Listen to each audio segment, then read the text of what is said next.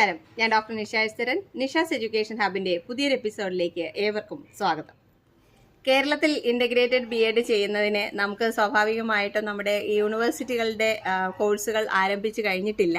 4 വർഷത്തെ integrated programme ഐടെപ്പ് അതിനുള്ള തയ്യാറെടുപ്പുകൾ നടക്കുന്നതേ ഉള്ളൂ. എന്നാൽ ഇപ്പോൾ നമുക്ക് അവൈലബിൾ ആയിട്ടുള്ള കേരളത്തിലെ തന്നെ ഇന്റഗ്രേറ്റഡ് പ്രോഗ്രാമുകളെ കുറിച്ചും അതെങ്ങനെയാണ് അപ്ലൈ ചെയ്യേണ്ടത് എന്നതിനെ കുറിച്ചുമാണ് ഇന്നിപ്പോൾ പറയാൻ പോകുന്നത്. നിലവിൽ കേരളത്തിൽ ഇന്റഗ്രേറ്റഡ് ടീച്ചർ എഡ്യൂക്കേഷൻ പ്രോഗ്രാം ചെയ്യാൻ പറ്റുന്ന 3 സ്ഥാപനങ്ങളുണ്ട്. ഒന്ന് സെൻട്രൽ യൂണിവേഴ്സിറ്റിയും, ഒന്ന് നാഷണൽ ഇൻസ്റ്റിറ്റ്യൂട്ടുമാണ്. ഒന്ന് കോഴിക്കോടും അതുപോലെ കാസർഗോഡും. പിന്നെ നമുക്ക് ചിന്മയ വിശ്വവിദ്യാലയത്തിലെ കഴിഞ്ഞ ബാച്ച് ഇപ്പോൾ ഇന്റഗ്രേറ്റഡ് BEdൻ്റെത് പാസ് ഔട്ട് ആയി കഴിയുകയും ചെയ്തു. ഈ സ്ഥാപനങ്ങളിലാണ് നമുക്ക് ഇന്റഗ്രേറ്റഡ് BEd ഇപ്പോൾ കേരളത്തിൽ റൺ ചെയ്തുകൊണ്ടിരിക്കുന്നത്. അപ്പോൾ സെൻട്രൽ യൂണിവേഴ്സിറ്റിയിലേക്കും നാഷണൽ ഇൻസ്റ്റിറ്റ്യൂട്ട് ഓഫ് ടെക്നോളജിയിലേക്കും ഒക്കെ, അതുപോലെ തന്നെ നമ്മുടെ ഭുവനേശ്വർ, അതുപോലെ ഭോപ്പാല്, മദ്രാസ് ഒക്കെ വരുന്ന റീജിയണൽ ഇൻസ്റ്റിറ്റ്യൂട്ടുകൾ ഉൾപ്പെടെ നമ്മുടെ ഇന്ത്യയൊട്ടുക്ക് നമുക്ക് ഇന്റഗ്രേറ്റഡ് ടീച്ചർ എഡ്യൂക്കേഷൻ പ്രോഗ്രാം, അതായത് ഐടെപ്പ് 4 വർഷത്തെ BEd ഉൾപ്പെടെയുള്ള ഇന്റഗ്രേറ്റഡ് ടീച്ചർ എഡ്യൂക്കേഷൻ പ്രോഗ്രാമിൽ നമുക്ക് അഡ്മിഷൻ എടുക്കുന്നതിന് വേണ്ടിയിട്ട് നമ്മുടെ സെൻട്രൽ യൂണിവേഴ്സിറ്റികളിലേക്കായിട്ടുള്ള പ്രത്യേകിച്ച് നാഷണൽ കോമൺ എൻട്രൻസ് ടെസ്റ്റിന് അപേക്ഷിക്കാനായിട്ടുള്ള സമയമായിട്ടുണ്ട്. സാധാരണ നമ്മൾ സെൻട്രൽ യൂണിവേഴ്സിറ്റിയുടെ എൻട്രൻസ് ടെസ്റ്റിൻ്റെ കൂടെ CUET പോലെ തന്നെ ആയിരുന്നു അപ്ലൈ ചെയ്യുന്നത്. ഇപ്പോൾ നമുക്ക് പ്രത്യേകിച്ച് തന്നെ അതിന് പോർട്ടൽ നാഷണൽ ടെസ്റ്റിംഗ് ഏജൻസിയിൽ ഓപ്പൺ ആയിട്ടുണ്ട്. മാർച്ച് 16 വരെയാണ് നമുക്ക് ലാസ്റ്റ് ഡേറ്റ് വരുന്നത്. ജനറൽ കാറ്റഗറിക്ക് നമുക്ക് 1200 രൂപ ആണ് ഫീസായിട്ട് വരുന്നത്.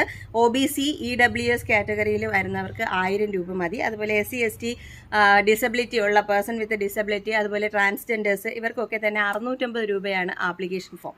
അപ്പോൾ ആപ്ലിക്കേഷൻ ഫോം നമ്മൾ ഫില്ല് ചെയ്യുന്നതിനോടൊപ്പം തന്നെ നമുക്ക് പ്രധാനമായിട്ടും അതിൻ്റെ പരീക്ഷകളുടെ രൂപത്തെക്കുറിച്ച് അറിഞ്ഞിരുന്നാൽ മാത്രമേ ആപ്ലിക്കേഷൻ ഫില്ല് ചെയ്യാനായിട്ട് സാധിക്കുകയുള്ളൂ. +2 പാസ്സാവുകയോ അല്ലെങ്കിൽ ഇപ്പോൾ +2 പഠിച്ചുകൊണ്ടിരിക്കുകയോ ചെയ്യുന്ന കുട്ടികൾ ടീച്ചർ എഡ്യൂക്കേഷൻ ഫീൽഡിലേക്ക് പോകാൻ ആഗ്രഹിക്കുന്നവർക്കാണ് നമുക്ക് ഈ ഒരു എൻട്രൻസ് ടെസ്റ്റ് എഴുതേണ്ടത്.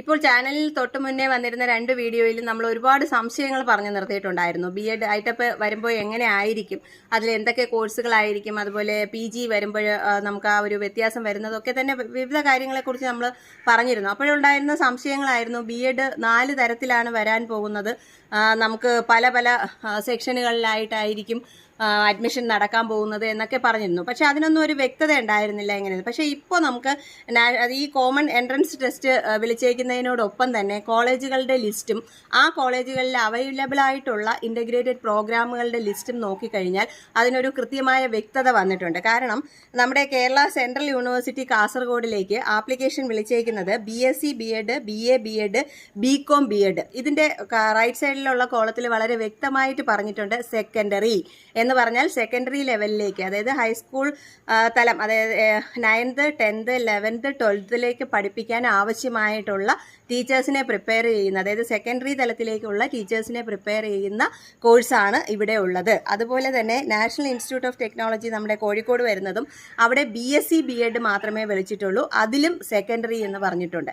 നമ്മൾ ബാക്കി കേരളത്തിന് പുറത്ത് ഉള്ള സംസ്ഥാനങ്ങളിലെ സെൻട്രൽ യൂണിവേഴ്സിറ്റികളുടെ ലിസ്റ്റൊക്കെ തന്നെ ഞാനിങ്ങനെ പരിശോധിച്ചപ്പോൾ അതിൽ പല സ്ഥലങ്ങളിലും പ്രൈമറി ആയിരിക്കും കൊടുത്തത്. അതായത് പ്രിപ്പറേറ്ററി ഉണ്ട്, ഫൗണ്ടേഷൻ കോഴ്സും ഉണ്ട്, മിഡിലുണ്ട്, അതുപോലെ ഈ സെക്കൻഡറിയും വന്നിട്ടുണ്ട്. അപ്പോൾ കേരളത്തിൽ നമുക്ക് ഇപ്പോൾ അവൈലബിൾ ആയിട്ടുള്ള ഐടെപ്പ് എന്ന് പറയുന്നത് സെക്കൻഡറി തലത്തിലുള്ള കുട്ടികളെ പഠിപ്പിക്കുന്നതിനേക്ക് വേണ്ടിയിട്ട് ഉള്ള ഐടെപ്പ് കോഴ്സാണ് വന്നേക്കുന്നത്. അപ്പോൾ ബാക്കിയുള്ള സ്റ്റേറ്റുകളിൽ മറ്റതും കൂടി അവൈലബിൾ ആണ്. പലയിടത്തും മിഡിലും ഫൗണ്ടേഷനും അതുപോലെ പ്രിപ്പറേറ്ററിയും ഒക്കെ തന്നെ കാണുന്നുണ്ട്. അപ്പോൾ നമുക്ക് നമ്മുടെ ഔട്ട്സൈഡ് സ്റ്റേറ്റ് നമുക്ക് ഇതൊക്കെ തന്നെ ചെയ്യാനുള്ള സാഹചര്യമുണ്ട്. പക്ഷേ കേരളത്തിൽ നമുക്ക് ഇതെല്ലാം തന്നെ സെക്കൻഡറിയിലേക്കാണ് വന്നേക്കുന്നത്.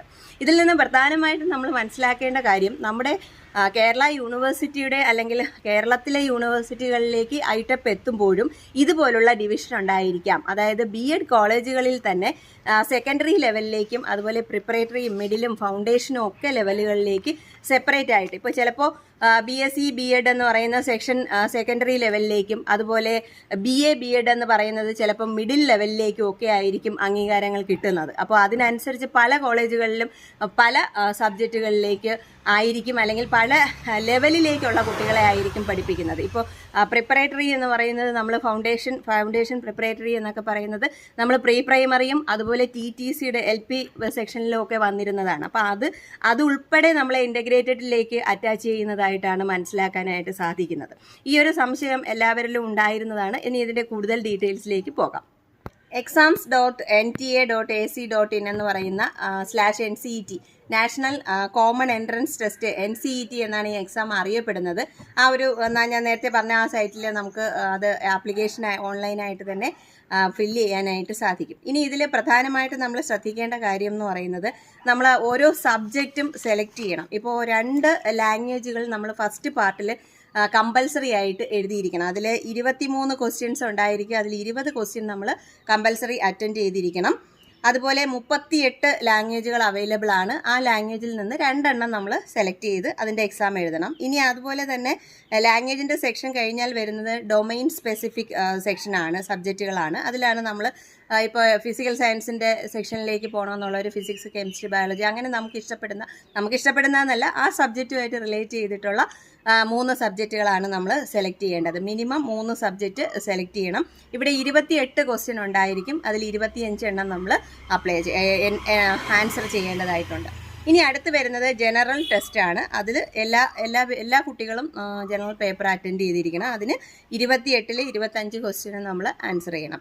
അതുപോലെ ടീച്ചിങ് ആപ്റ്റിറ്റ്യൂഡ് എന്ന് പറയുന്നത് എല്ലാവരും ചെയ്യേണ്ടതാണ്. അത് രണ്ടും ജനറലും ടീച്ചിങ് ആപ്റ്റിറ്റ്യൂഡും എല്ലാ ക്വസ്റ്റ്യനും എല്ലാവരും തന്നെ അപ്പിയർ ചെയ്യേണ്ടതാണ്. അതിന് 23 ക്വസ്റ്റ്യൻസിൽ 20 എണ്ണം നമ്മൾ ആൻസർ ചെയ്യേണ്ടതായിട്ടുണ്ട്.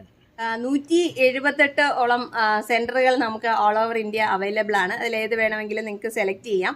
പിന്നെ എക്സാമിൻ്റെ ഡേറ്റ് ഇപ്പോൾ പറഞ്ഞേക്കുന്നത് ഏപ്രിൽ 29 29/4/2025 നമുക്ക് കമ്പ്യൂട്ടർ ബേസ്ഡ് ആയിട്ടുള്ള ടെസ്റ്റ് തന്നെയാണ് പറഞ്ഞിട്ടുള്ളത്.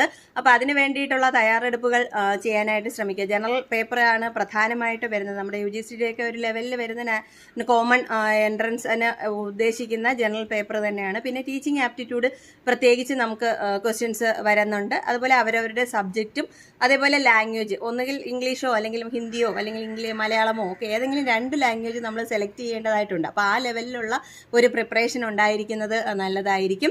എല്ലാവരും അപ്ലൈ ചെയ്യാനായിട്ട് ശ്രമിക്കുക. കാരണം അടുത്ത വർഷങ്ങളിലും ഒക്കെ ഈ എൻട്രൻസ് നമ്മുടെ കേരളത്തിലെ എല്ലാ കോളേജുകളിലേക്കും അഡ്മിഷൻ എഴുതുന്നവർക്ക് അറ്റൻഡ് ചെയ്യേണ്ടുന്ന ഒരു സാഹചര്യത്തിലേക്ക് മാറിക്കൊണ്ടിരിക്കുകയാണ്. ഏവർക്കും നിഷാസ് എഡ്യൂക്കേഷൻ ഹബിൻ്റെ ആശംസകൾ.